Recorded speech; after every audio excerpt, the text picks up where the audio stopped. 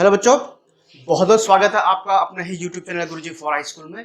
तो आज के इस वीडियो में, जैसे कि आपने टाइटल पढ़ ही लिया होगा, आज के इस वीडियो में हम आपको जो सवाल सॉल्व कराने जा रहे हैं ये है प्रश्नावली 13.2 का दूसरा क्वेश्चन। और चैप्टर का नाम का है पृष्ठीय क्षेत्रफल एवं आयतन। यानी कि आपका जो ये जो चैप्टर का नाम है आपका सरफेस एरिया एंड वॉल्यूम, और एक्सरसाइज नंबर है 13.2 और उसका क्वेश्चन नंबर है सेकंड। और ये एनसीईआरटी की बुक्स के अकॉर्डिंग ये क्वेश्चन आपको हम लोग सॉल्व कराने जा रहे हैं। तो जो इस सवाल के बारे में मैं आपको एक छोटी सी ये बात बता दूं, इस सवाल में एक बहुत बड़ा कंफ्यूजन ये होता है बच्चों के अक्सर क्या होता है, ये बहुत बड़ा सवाल लिखा हुआ बहुत ज्यादा है इसमें। ये आप देखेंगे जो जनरल आपके सवाल आप पढ़ते हो उससे ये बहुत ज्यादा लिखा हुआ है, इसमें शब्द बहुत ज्यादा लिखे हुए हैं। और उसमें ये बल्कि ये तो सवाल मैंने थोड़ा शॉर्टकट कर करके काट काट करके इसको मैंने लिखा हुआ है। आपकी बुक्स में जो एनसीईआरटी की बुक्स है उसमें ये सवाल बहुत लंबा लिखा हुआ है, और उस सवाल की लंबाई देख के बच्चे अक्सर घबरा जाते हैं कि इतना बड़ा सवाल है, पता नहीं कितना टफ होगा। तो मैं आपको एक चीज बता दूं, ये सवाल बिल्कुल भी टफ नहीं है, बिल्कुल 4-5 लाइन में होने वाला सवाल है। लेकिन इतने लंबी लाइंस को देख करके ये आप घबराइए मत, ये थोड़ा समझने की देरी है। और बाकी 1 2 3 4 या 5 लाइन में सवाल आपका ये सॉल्व हो जाएगा, इजिली हो जाएगा सॉल्व। ठीक है, तो घबराने की जरूरत नहीं। तो चलिए पहले सवाल को पढ़ लेते हैं, पहले समझ लेते हैं क्या इस सवाल में ऐसा क्या खास है। तो बच्चों ये रहा सवाल आपके सामने, आप भी पढ़ सकते हैं। प्रश्न नंबर 2 है, एक विद्यार्थी रशेल से एक पतली एल्यूमिनियम शीट का एक मॉडल बनाने को कहा गया जो ऐसे बेलन के आकार का हो जिसके दोनों सिरों पर 2 शंकु जुड़े हों।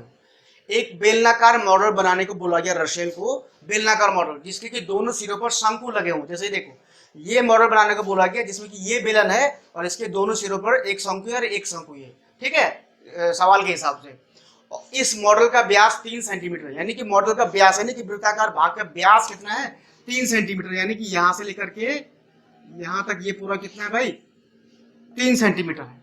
ठीक है, तो जाहिर सी बात है अगर इसमें अगर उत्तर में अगर देखूं तो साथ साथ में लिखते भी जाऊं कि व्यास आपको जो दिया गया है वो कितना है, 3 सेंटीमीटर है। तो इसका मतलब त्रिज्या जो होगी आपकी, त्रिज्या यानी कि जो आर हो जाएगा वो हो जाएगा 3/2 सेंटीमीटर। ये थोड़ा सा समझने वाली बात है यहाँ पर। ठीक है, क्योंकि त्रिज्या शंकु की भी वही होगी और बेलन की भी वही होगी, दोनों जगह वही होगी। ठीक है, चित्र बनाने में थोड़ा आगे पीछे हो गया हो कोई दिक्कत नहीं, लेकिन ये अभी एज्यूम करके चलिए। इस मॉडल का व्यास 3 सेंटीमीटर है और लंबाई 12 सेंटीमीटर है। पूरे मॉडल की लंबाई 12 सेंटीमीटर, यानी कि यहां से लेकर के और यहां तक पूरा कितना है, ये 12 सेंटीमीटर है। ये थोड़ा ध्यान रखिए, ये पूरा 12 सेंटीमीटर है।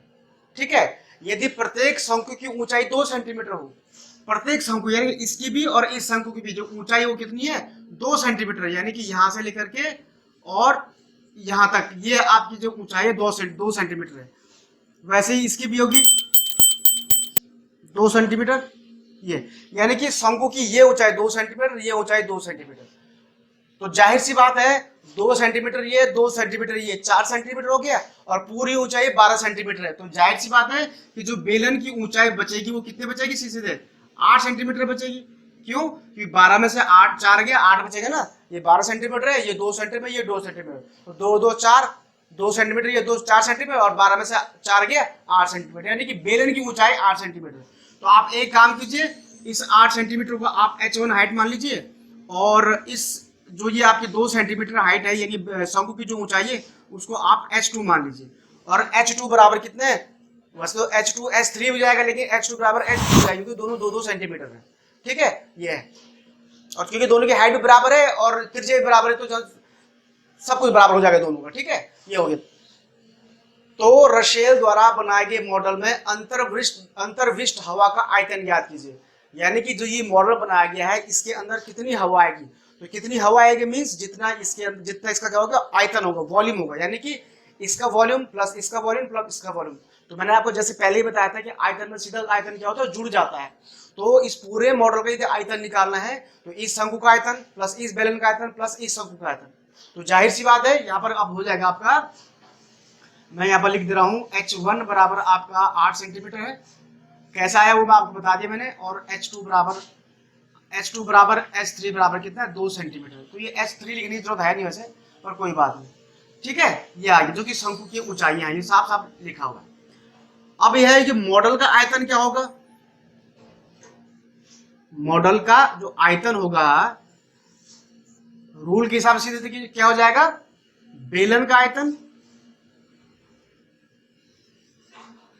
बेलन का आयतन प्लस दोनों शंकुओं का आयतन, तो यहां होगा कि 2 गुणा किया 1 शंकु का आयतन। ये तो समझ रहे होंगे ना आप क्या लिखा मैंने,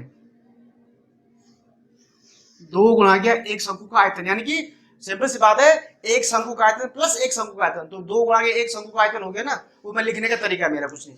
अदरवाइज आप लिख सकते हो 1 शंकु आयतन प्लस दूसरे शंकु का आयतन, ऐसा भी कर सकते हो, लेकिन मैंने 2 गुणा 1 शंकु आयतन लिखा। बस अब यहाँ पर ये मान रखते चले जाइए, तो यहाँ पर बेलन का आयतन होता है पाई आर स्क्वायर एच, और एच की जगह आपका H1 है, ठीक है, प्लस 2 गुणा गया शंकु का आयतन, आप जानते हैं शंकु का आयतन होता है 1/3 पाई आर स्क्वायर एच, तो पाई आर स्क्वायर और एच की जगह क्या है, H2 है, बस ठीक है। अब इसमें देखो कॉमन आ गया पाई आर स्क्वायर कॉमन आ रहा है, तो इसको मैं अगर बाहर कॉमन ले लूं तो अंदर बचता है H1 प्लस 2/3 इंटू H2 बचता है, और कुछ नहीं बचता है। अब इसमें मान रखते जाइए, पाई का मान आप 22/7 रख दीजिए, आर स्क्वायर का मान, आर का मान है 3/2, तो 3/2 का स्क्वायर 9/4, यहाँ तो क्लियर समझ में आ रहा होगा। H1 8 है प्लस 2/3 इंटू H2 आपका 2 है, ये H2 आपका 2 सेंटीमीटर है, ठीक है, तो ये 2 दूनी 4/3 आ गया। तो उम्मीद है यहाँ तक आपको होगा दिखाई दे रहा हो। तो ये आपका हो जाएगा 22/7 इंटू 9/4, ये थोड़ा अंदर मैं सॉल्व कर दूं तो 8 प्लस 2 दूनी 4/3, ठीक है। इसको ये थोड़ा और सॉल्व करें तो 22/7 इंटू 9/4, और ये 8 या 24 और 4 28/3, 8 या 24 4 28/3, तो ये इंटू 28/3। यहाँ तो उम्मीद है सबको समझ में आ रहा हो, ये छोटी सी कैलकुलेशन बहुत बड़ी नहीं है। तो आप देखिए कट रहा है, देखो 7 चौको 28, 4 से 4 कट गया, 3 3 9, तो 22 गुणा गया 3 बचा आपका। उम्मीद है आप यहाँ को दिखाई दे रहा हो, तो बराबर 22 गुणा गया 3, जो कि बराबर 66 आया आपका, 3 दूनी 6 3 दूनी 6, 66 क्या आयतन है, तो आप हो जाएगा 66 घन सेंटीमीटर, 66 घन सेंटीमीटर। तो चाहे को आप ऐसे भी सकते 66 घन सेंटीमीटर, ये आपका इस सवाल का आंसर होगा। देखा आप कितना इजी था। यहाँ पर तो ये मैंने थोड़ा सा आपको कैलकुलेशन थोड़ा सा लंबा खींच के बता दिया, अदरवाइज जिन बच्चों के सवाल आता है उनको अच्छी तरह पता है कि कितना शॉर्टकट हो ये सवाल में आता है। तो ये सवाल बहुत इजी है, थोड़ा सा लंबा सवाल बहुत है, देखने में घबराहट हो जाती है बच्चों को कि इतना लंबा सवाल है, पता नहीं सब सॉल्व कैसे होगा, टफ सवाल होगा पक्का, इसलिए इतना लंबा लिखा हुआ है।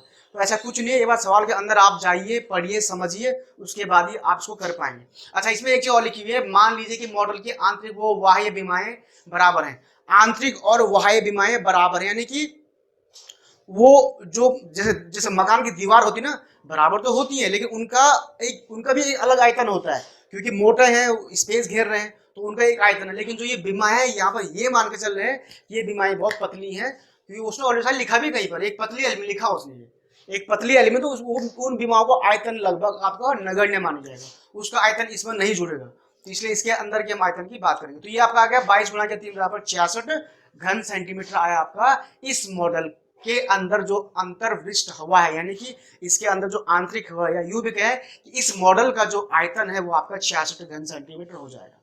ठीक है बच्चों, तो उम्मीद करता हूं आपको ये सवाल समझ में आ गया होगा कैसे इसको हमने सॉल्व करना है, घबराना नहीं, बिल्कुल नहीं। ठीक है, अगर आपको पसंद आए तो इसको लाइक कीजिए और शेयर भी कर लीजिएगा। और हाँ, सबसे बड़ी बात है, जो बच्चे अभी नए हैं हमारे चैनल पे, उनसे मेरा आग्रह है कि हमारे चैनल को जरूर सब्सक्राइब कर दें, और सब्सक्राइब करने के बाद बेल आइकन को ऑल पे जरूर क्लिक कर दें, जैसे ही सामने तीर का निशान बता रहा है, इस तरह से आप इसको ऑल पे जरूर क्लिक कर दीजिएगा, ताकि हम जब जब भी नई वीडियोस बनाएंगे वो आप तक तुरंत पहुंच जाएंगे, आप उनको मिस न कर पाए। ठीक है बच्चों, तो आज के लिए इतना ही, जल्दी आऊंगा मैं अगले क्वेश्चन के साथ और नए ज्ञान के साथ, तब तक मुझे अनुमति दीजिए, धन्यवाद।